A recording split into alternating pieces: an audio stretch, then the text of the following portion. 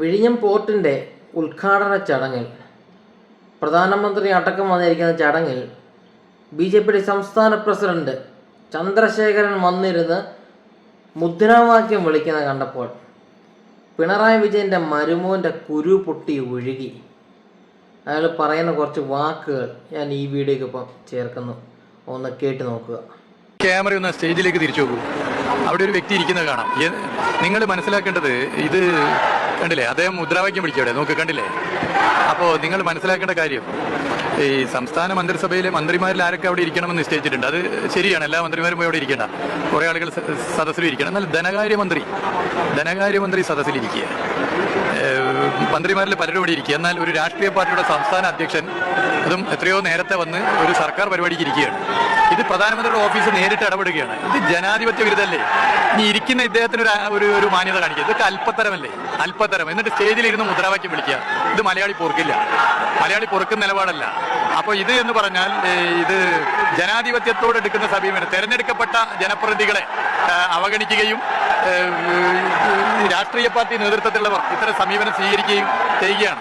BJPയുടെ സംസ്ഥാന അധ്യക്ഷനാണ്. ഇന്ന് എല്ലാ രാഷ്ട്രീയ പാർട്ടിയിലുമുള്ള സംസ്ഥാന നേതൃത്വത്തെ അതുപോലെ വേദിയിൽ ഇരുത്തുന്ന ഒരു പരിപാടിയാണെങ്കിൽ മനസ്സിലാക്കാം. ഇതങ്ങനെയല്ലാതെ പ്രധാനമന്ത്രിയുടെ ഓഫീസ് നേരിട്ട് വിളിച്ചിരുത്തുന്നു, അദ്ദേഹം അവിടുന്ന് മുദ്രാവാക്യം വിളിച്ച് നേതൃത്വം കൊടുക്കുന്നു. അപ്പോൾ ഇങ്ങനെയൊക്കെയുള്ള സമീപനം, ഇത് ജനാധിപത്യത്തോട് പ്രധാനമന്ത്രിയുടെ ഓഫീസും BJPയും എടുക്കുന്ന സമീപനം എന്താണെന്നതിന്റെ ഉദാഹരണമാണ്. മുഹമ്മദ് റിയാസ് തന്നോട് പറയാനുള്ളത്, കഴിഞ്ഞ ദിവസം മുഖ്യമന്ത്രി പങ്കെടുക്കേണ്ട ഒരു ചടങ്ങിൽ, വിഴിഞ്ഞം പോർട്ടിൻ്റെ റിവ്യൂ മീറ്റിങ്ങിൽ തൻ്റെ ഭാര്യയും തൻ്റെ ഭാര്യയുടെ മകനും തൻ്റെ അമ്മായിയപ്പൻ്റെ ഭാര്യയും അതായത് തൻ്റെ അമ്മായിയമ്മയും കൂടെ പങ്കെടുത്തപ്പോൾ തൻ്റെ കുരു ഒഴുകിയില്ലേ, പൊട്ടി ഒഴുകിയില്ലേ? BJPയും CPMും കാണിക്കുന്ന ഒരേ പരിപാടികൾ തന്നെയാണ്. മനസ്സിലായോ? കുടുംബക്കാരെയും വേണ്ടപ്പെട്ടവരെയൊക്കെ സർക്കാരിൻ്റെ ഔദ്യോഗിക പരിപാടിക്ക് പങ്കെടുപ്പിച്ചിട്ടിരിക്കുക. തൻ്റെ അമ്മായിയപ്പനാണ് ഇയാളെ വിളിച്ചത്, ചന്ദ്രശേഖരനെ. അതായത് BJP സംസ്ഥാന പ്രസിഡന്റ് രാജീവ് ചന്ദ്രശേഖരൻ ഈ പരിപാടിക്ക് വിളിച്ചത് തൻ്റെ അമ്മായിയപ്പൻ പിണറായി വിജയനാണ്.